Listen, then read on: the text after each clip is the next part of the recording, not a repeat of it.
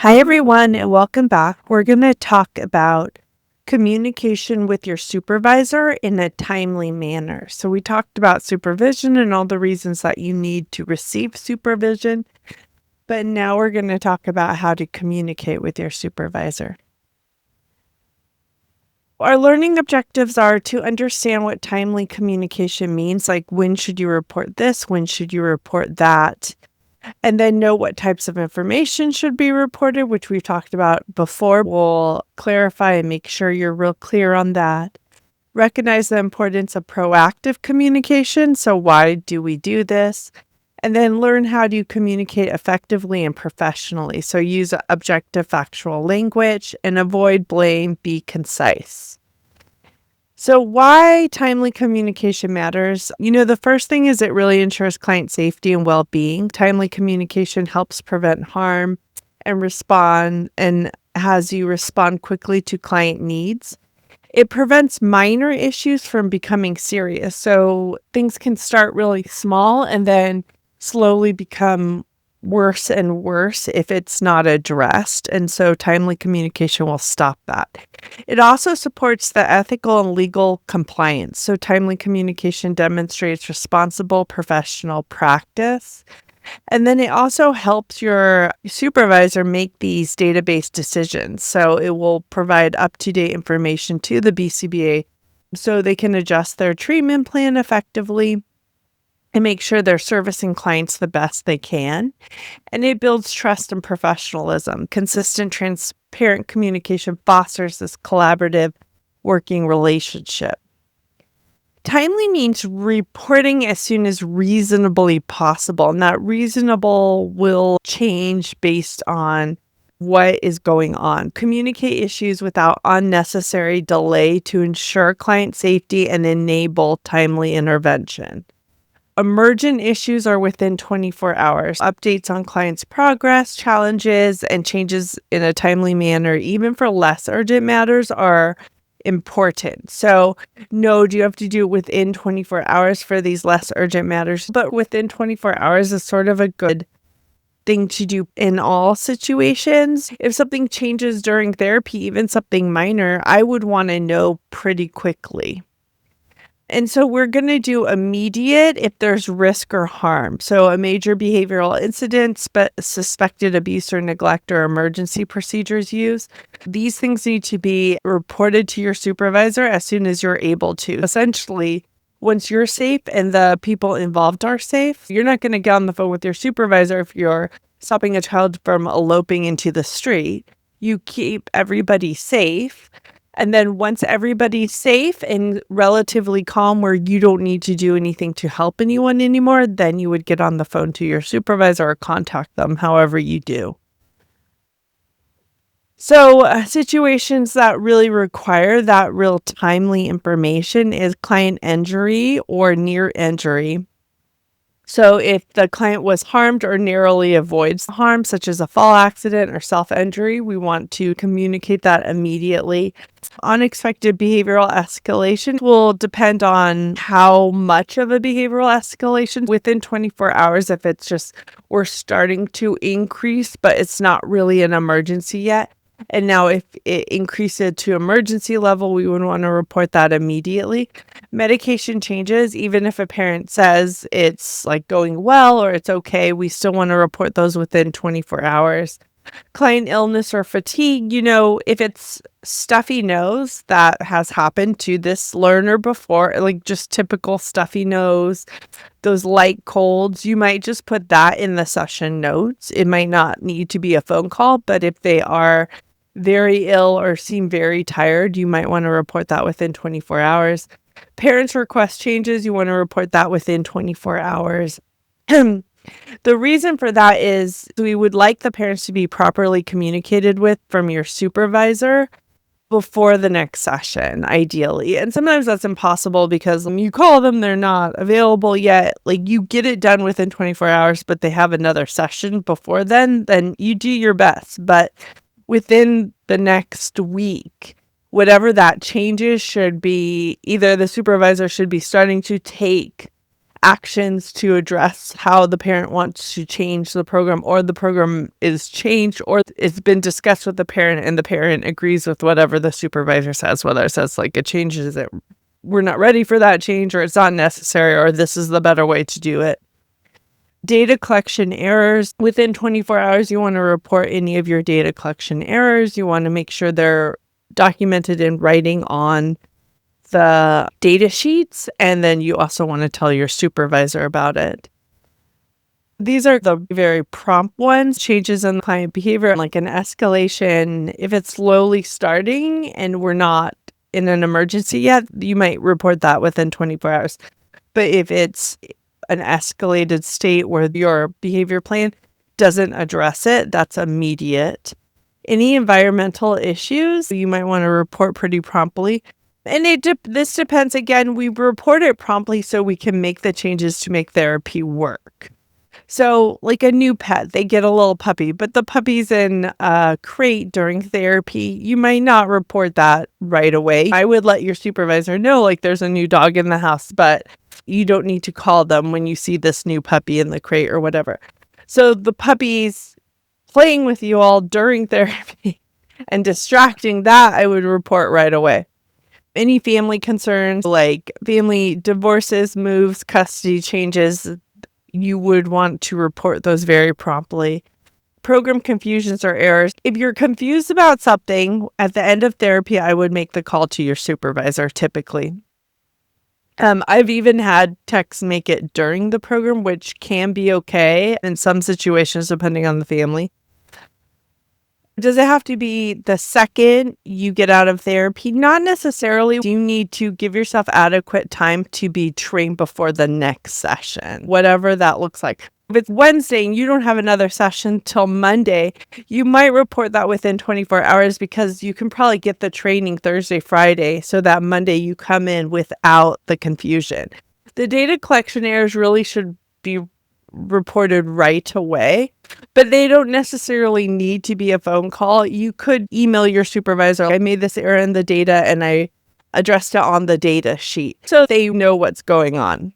Personal limitations. If you have any personal limitations that could affect your ability, so illness, fatigue, other factors, you need to report those right away. The second you're aware of them and know they might affect therapy, that's when you would report that. What happens when you don't report things? We have a delayed response to serious behavior. Failure to report client issues can delay the interventions to address escalating behavior.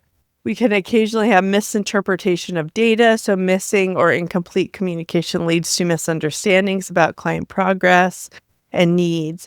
These are ethical violations if you don't report this.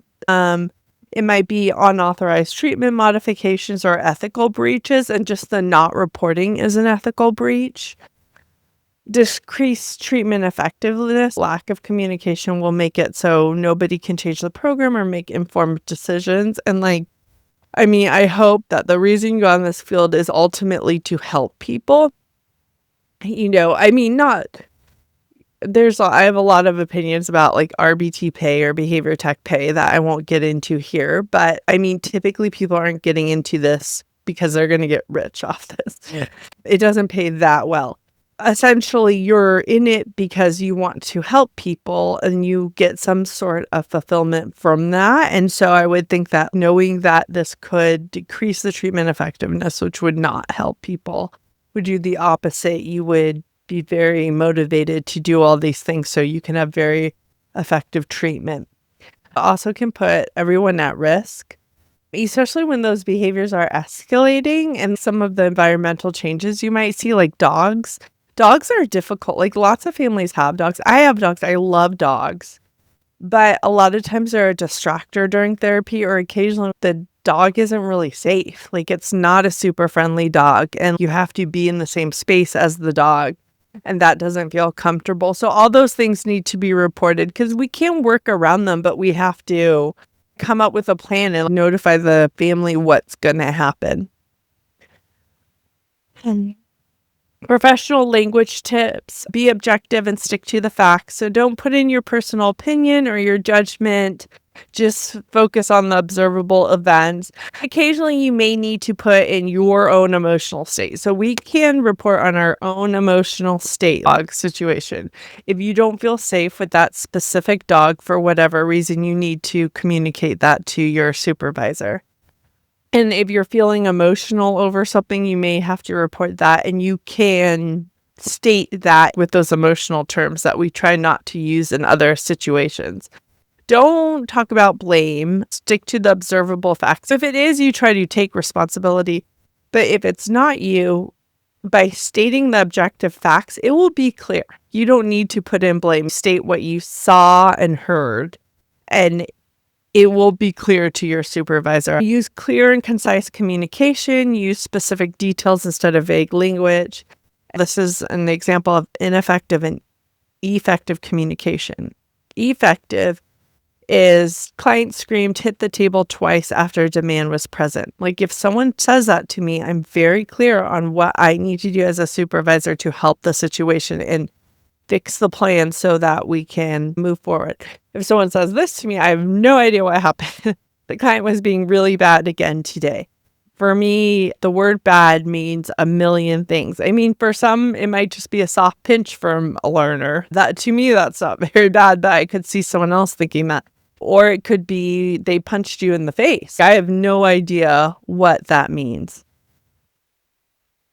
Methods for communicating with supervisors: in-person or video check-ins. We're going to have our supervision, and that is one method to communicate a lot of this stuff within 24 hours. If you have a video or an in-person meeting with your supervisor, you can talk at that point. If it's not within 24 hours, then you need to get on the phone or somehow communicate in a different format.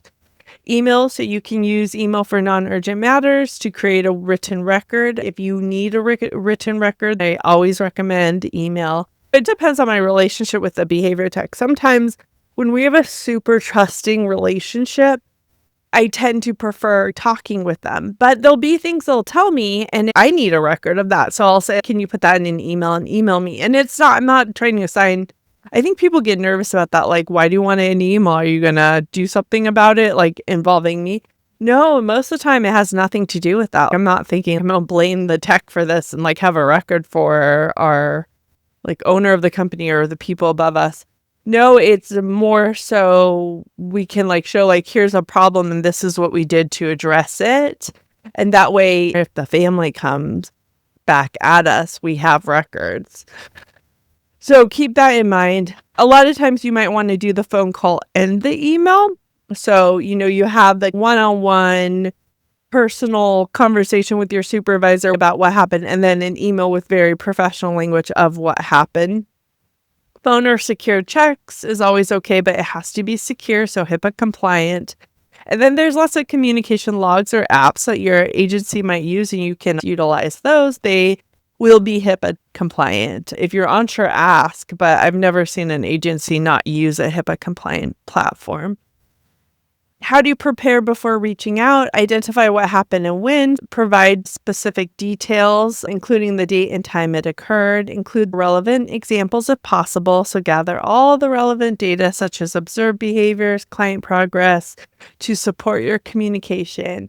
Suggest any steps you've already tried. Describe any interventions or strategies you have already. Then ask specific questions or request feedback. Provide a list of questions that you need guidance with. So some of the barriers, and we've talked about these, fear of judgment as being incompetent. If you're in this with the intention of helping people, if you feel incompetent, that's okay, but you should seek out training so you no longer feel incompetent. Not wanting to bother the supervisor, it is their job. If you feel like they're being bothered by you, then I would talk to them and say, I feel like I reach out to you and sometimes you seem a little bothered by it or whatnot. I just want to know what's the best way to communicate you so I can receive my supervision. Always open and direct communication. It's always best. Hoping the issue will resolve on its own and feeling unsure what to report. So if you're unsure, just call your supervisor and talk through it. Say should I report this? This is what I saw. What should I say to you? All those things. you can get supervision on how to communicate changes in therapy.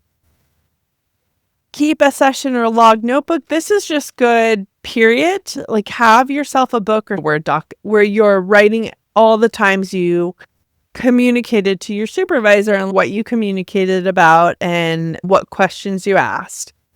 And that's just for you personally. It's not part of the learner record. I wouldn't put names in it. You could put initials in it.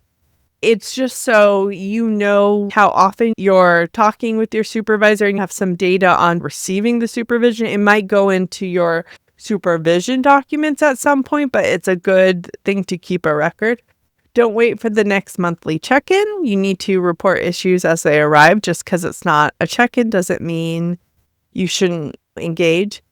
Follow up if you haven't received a response. Ensure your supervisor is aware of the concern, and then respect your BCBA's time, but don't withhold important information. We talked about timeliness within 24 hours for most non-emergency situations, and then right away for emergency.